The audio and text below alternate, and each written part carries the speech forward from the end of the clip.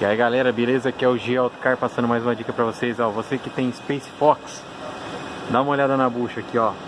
Bucha do eixo traseiro, ó. Tá vendo a bucha estourada, ó? Coloca peso atrás, coloca gente atrás, vai passar na lombada, arranja. Olha aí que beleza, ó. Aí, detalhinho na bucha do eixo traseiro aqui, galera, ó. Ela estoura também, viu, galera? Não é eterna não, ó. Aí. Ó o barulho aqui na traseira da Space Fox, ó.